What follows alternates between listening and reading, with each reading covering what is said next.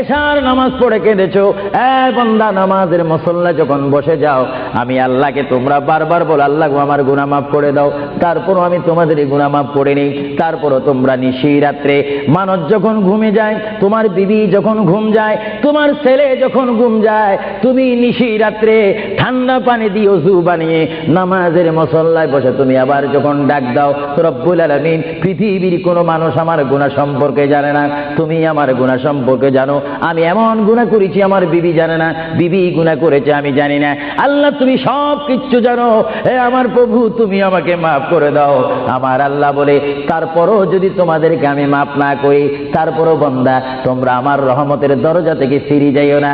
আমি তোমাদেরকে হুকুম দিচ্ছি, ওয়ালাউ আন্নাহুম ইয যালামু আনফুসাহুম জাউকা, বান্দারে যদি গুনাহ করে ফেলো আমার রহমত থেকে মুখ ফিরে তুমি চলে যাইও না। বান্দা আকাশ পরিমাণ যদি গুনাহ করো, পাতাল পরিমাণ যদি গুনাহ করো, সাগরের পানি পরিমাণ যদি গুনাহ করো, পাহাড় তুলনায় যদি তুমি গুনাহ করো, আমার দরবার থেকে তুমি নিরাশ হইও না। বান্দা আমি তোমাকে একটি রাস্তা পাঠাই দিচ্ছি, একটি পথ তোমাকে আমি দেখাই দিচ্ছি।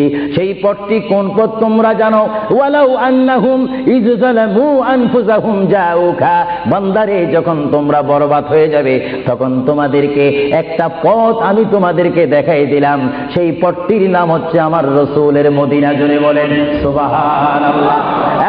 বান্দা আমার নবীর দরবারে গিয়ে কেঁদে কেঁদে তোমরা বলো ইয়া রাসূলুল্লাহ, ইয়া হাবিবাল্লাহ, আয়া আকা ইয়া রাসূলুল্লাহ।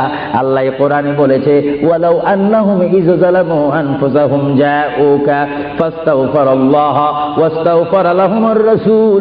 আল্লাহ বলেছে হে বান্দা তোমরা ডানে না গিয়ে, বামে না গিয়ে, পিছে না গিয়ে তোমরা সরাসরি আমার নবীর কদমে চলে যাও।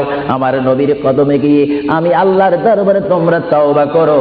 তওবা করতে করতে তোমাদের চোখের পানি যখন বাইর হয়ে যাবে, আর ওই মুহূর্তে যদি আমার বন্ধু যদি তোমাদের জন্য আমার দরবারে সুপারিশ করে, আমি আল্লাহ তোমাদেরকে ওয়াদা দিয়ে দিলাম, গ্যারান্টি দিয়ে দিলাম, আমার রাসূল যদি তোমাদের জন্য আমার দরবারে সুপারিশ করে, সঙ্গে সঙ্গে বান্দা তোমার অতীতের জীবনের কবিরা সগীরা গুনাহ মাফ করে দেব। জোরে বলেন সুবহানাল্লাহ।